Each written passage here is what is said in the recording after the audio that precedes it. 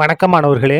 இந்த வீடியோவில் 8ஆம் வகுப்பு கணிதம் அலகு 7 தகவல் செயலாக்கம். இதில் பயிற்சி 7ல் 2ல் கொள்குறி வகை வினாக்கள் 6லிருந்து 13 வரைக்கும் எல்லாத்தையும் இந்த ஒரே வீடியோவில் நம்ம பார்க்க போகிறோம். முதல்ல பாருங்க, 6வது இது என்ன கொடுத்துருக்காங்க? 11வது பிபனோசி எண் எது? முதல்ல இந்த பிபனோசி எண்ணை நம்ம இங்கே என்னன்னு பார்த்துட்டு வந்துடுவோம். பாருங்க, பிபனோசி எண் இங்கே இருக்கா? பாருங்க, முதல் பிபனோசி எண் என்னன்னா 1, 2வது பிபனோசி எண் 1 தான், 3வது வந்து 2, 4வது வந்து 3. இப்போ பாருங்க, 1வது பிபனோசி எண் 2வது பிபனோசி எல்லாம் 1 தான். இப்போ பாருங்க, இது ரெண்டையும் கூட்டினா இங்கே இருக்கிறது வரும், வந்துருச்சா? அதே மாதிரி இது ரெண்டையும் கூட்டினா இந்த இது வரும். அதே மாதிரி இந்த 2 கூட்டுங்க 5 வரும், 3 5 கூட்டுங்க 8 வரும், 8 5 கூட்டுங்க 13 வரும். இந்த மாதிரி வந்துக்கிட்டே இருக்கும். அதாவது ஒரு பிபனோசி எண் வேணும் அப்படின்னா அதுக்கு முன்னால் இருக்கக்கூடிய 2 இதை நம்ம கூட்டணும். சரியா? இப்போ பாருங்க, 5வது பிபனோசி எண் வேணும்னா 4வது இதையும் 3வது இதையும் கூட்டணும். அப்போ 3 2 5. நமக்கு 11வது பிபனோசி வேணும் அப்படின்னா இந்த 10வது உறுப்பையும் 9வது உறுப்பையும் கூட்டணும். சரியா? இப்போ பாருங்க, நம்ம ஆரம்பிக்கலாமா? முதல் இது என்ன கொடுத்துருக்காங்க? 11வது பிபனோசி எண் எது? இந்த அட்டவணையிலேருந்து எடுத்துக்கலாமா? பாருங்க, 11. பாருங்க, 11வது பிபனோசி எண் 89. நமக்கு தெரியும், எடுத்து எழுதிடலாம். பாருங்க, 89. இதான் நமக்கு தேவையான ஆன்சர். அடுத்தது, எஃப் ஆஃப் என் என்பதில் n = 8 எனில் பின்வருவனவற்றில் எது உண்மையாகும்? எஃப்னால என்னது? பிபனோசி எண். எண்ணுக்கு பதிலாக நம்ம என்ன செய்யணும்? 8 பிரதியிட போகிறோம். அப்போது என்ன இருக்கு? எஃப் ஆஃப் n இருக்கா? நம்ம எண்ணுக்கு பதிலாக 8ன்னு இது பண்ண போகிறோம். அப்போது 8. அப்போ நமக்கு 8வது பிபனோசி எண் வேணும் அப்படின்னா அதுக்கு முன்னால் இருக்கக்கூடிய என்னது?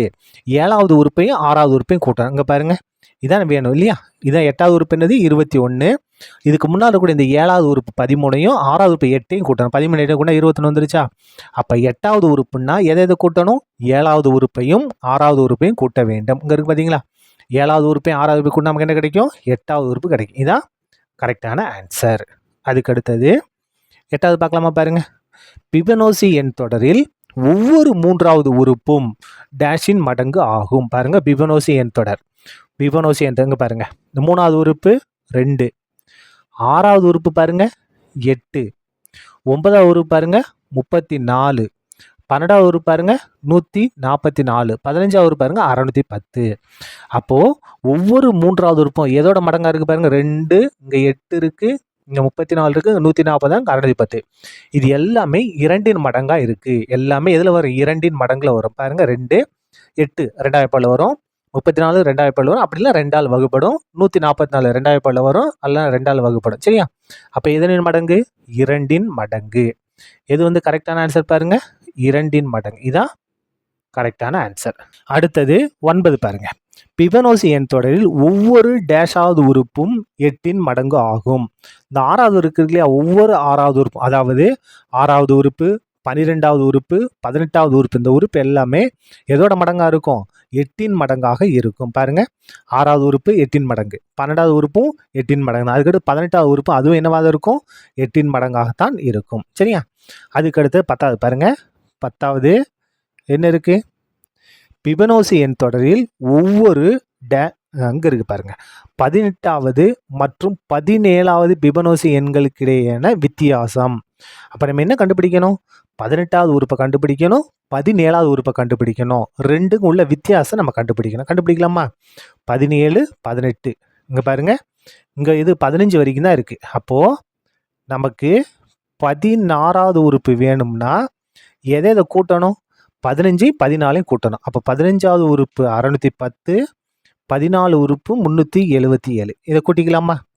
0 7 கூட்டினா 7, 1 7 கூட்டினா 8, 3 6 கூட்டினா 9. இது எந்த உறுப்பு? 16வது உறுப்பு. நம்ம அதுக்கடுத்து 17வது உறுப்பு கண்டுபிடிக்கலாமா? 17வது உறுப்பு. 17வது உறுப்புன்னா இதுக்கு முன்னால் இருக்கக்கூடிய 16ஐயும் 15ஐயும் கூட்டணும். 16வது உறுப்பு 977 கண்டுபிடிச்சிட்டோம். அதுக்கு அடுத்தது 15வது உறுப்பு இங்கே இருக்குது பாருங்கள், 610. கூட்டிடுவோமா? ஈக்குவல் டு கூட்டுங்க, 7 0 கூட்டினா 7, 8 1 கூட்டினா 9, 6 9 6 கூட்டினா 15, 1597. இது எந்த உறுப்பு? 17வது உறுப்பு. நமக்கு 18வது உறுப்பு வேணும். 18வது உறுப்பு வேணும்னா எதை கூட்டணும்? 17வது உறுப்பையும் 16வது உறுப்பையும் கூட்டணும். இங்கே 17வது உறுப்பு நம்ம கண்டுபிடிச்சிருக்கோம். எவ்வளவு? 1597. 16வது உறுப்பு இங்கே கண்டுபிடிச்சி வச்சுருக்கோம். 987. ரெண்டையும் கூட்டிடுவோமா? ஈக்குவல் டு 7 7 கூட்டினா 14, 14 மிச்சம் 1, 9, 9 9 கூட்டினா 18, 18 8 மிச்சம் 1, 10, 15 15, 15 5 மிச்சம் 1, 2, 2584. இங்கே கண்டுபிடிச்சது 18வது உறுப்பு, இங்கே இருக்கிறது 17வது உறுப்பு. நமக்கு என்ன வேணும்? இது ரெண்டுக்கும் இடையே உள்ள வித்தியாசம். எதுக்கு? 18வது உறுப்புலேருந்து 17வது உறுப்பை நம்ம கழிக்கணும். அப்போ 18வது உறுப்பு 2584, 17வது உறுப்பு 1597. கழிச்சிருவோமா? பாருங்க, இது கடை வாங்கினா 14, 14 7 கழிச்சா 7. இந்த இடத்துல 7 இருக்கும், கழிக்க முடியாது. அப்போ இங்கேருந்து கடை வாங்கினா 17, 17 9 கழிச்சா 8. இந்த இடத்துல என்ன இருக்கும்? 4 இருக்கும். அப்போ இங்கே 14, 14 5 கழிச்சா 9. அப்போ ஆன்சர் என்ன? 987 தான் நமக்கு தேவையான ஆன்சர். அதாவது ஆன்சர் இருக்கா பாருங்க, 987 இங்கே இருக்கு பாருங்க. இதுதான் என்னது? 18வது மற்றும் 17வது உறுப்புகளுக்கு இடையே உள்ள வித்தியாசம். சரியா? அதுக்கடுத்து பாருங்க 11, 30 மற்றும் 250 பொது பகா காரணி. 30 250, 30 250. பாருங்க, 30 நம்ம பகா காரணியை பிரிச்சிருவோம். 2வது பாடு பாருங்க, 15 2 30. 3வது பாடு பாருங்க, 5 3 15, 5 1. அதுக்கு அடுத்தது 250, 250 பகா காரணியை பிரிப்போம். 2வது பாடு 1 2 2 50, 25 2 50. இப்போ என்ன செய்யலாம்? 5வது பாடு பண்ணலாமா? 5வது பாடு பாருங்க, 2 5 10, 12 எடுத்துட்டோம், 2 5 10 மிச்சம் 2, இங்கே வந்தால் 25, 5 25. திரும்ப 5வது பாடு பாருங்க, 5 25. திரும்ப 5வது பாடு 1 5 5. முடிஞ்சிச்சா? இப்போ 2ல் எது பொதுவாக இருக்குது பாருங்க? 2 பொதுவாக இருக்குது, 5 பொதுவாக இருக்குது. அப்போது இது ரெண்டுக்கும் பொதுவான பகா காரணி என்ன?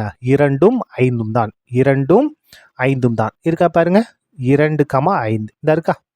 இதுதான் நமக்கு தேவையான ஆன்சர்.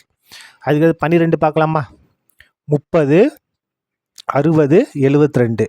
இதனுடைய பொது பகா காரணி என்னன்னு கண்டுபிடிக்க போகிறோம். 36 60 72. 36 60 72. முதல்ல 36 கண்டுபிடிப்போமா? 36 2வது பாடுனா 18 2 36. திரும்ப 2வது பாடு 9 2 18. இப்போ 3வது பாடு 3 9. 3வது பாடு 1 3 3. முடிஞ்சிருச்சு. 36 இது பண்ணியாச்சு. அதுக்கு அடுத்தது 60. 60 பாருங்க, 60.